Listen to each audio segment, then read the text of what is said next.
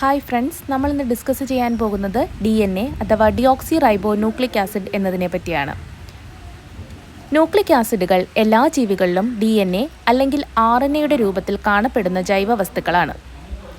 മാതാപിതാക്കളിൽ നിന്ന് സന്തതികളിലേക്ക് പാരമ്പര്യ വസ്തുക്കളോ ജനിതക നിർദ്ദേശങ്ങളോ വഹിക്കുന്നതിനും കൈമാറുന്നതിനും ഉത്തരവാദികളായ തന്മാത്രകളുടെ ഒരു കൂട്ടമാണ് DNA.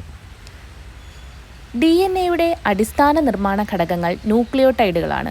അവ ഒരു പഞ്ചസാര ഗ്രൂപ്പ്, ഒരു ഫോസ്ഫേറ്റ് ഗ്രൂപ്പ്, ഒരു നൈട്രജൻ ബേസ് എന്നിവ ചേർന്നതാണ്.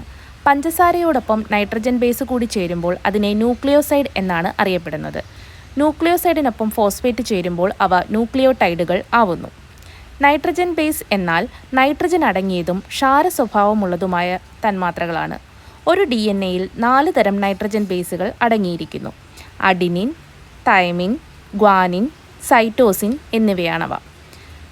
DNA-യിൽ അഡിനിൻ തൈമിനോടൊപ്പവും ഗ്വാനിൻ സൈറ്റോസിനോടൊപ്പം മാത്രമേ ജോഡി ചേരുകയുള്ളൂ. ഒരു DNA-യിൽ 2 ഇഴകളാണുള്ളത്.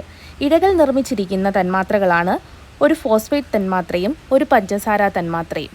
പടികൾ നിർമ്മിച്ചിരിക്കുന്നത് നൈട്രജൻ ബേസ് കൊണ്ടാണ്. റോസ്ലിൻ ഫ്രാങ്ക്ലിൻ, മോറിസ് വിൽക്കിസൺ എന്നിവരുടെ എക്സ്റേ പഠനങ്ങളെ ആസ്പദമാക്കിയാണ് DNA-യുടെ ഘടന വാട്സണും ക്രിക്കും നിർദ്ദേശിച്ചത്.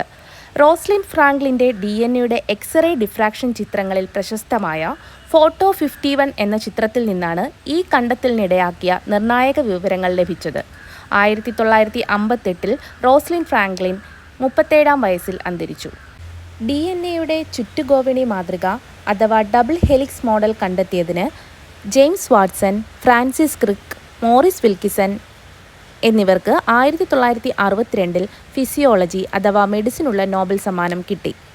ഈ ചാനൽ നിങ്ങൾക്ക് ഏതെങ്കിലും വിധത്തിൽ ഉപകാരപ്പെട്ടുവെങ്കിൽ please like, share and subscribe. Thank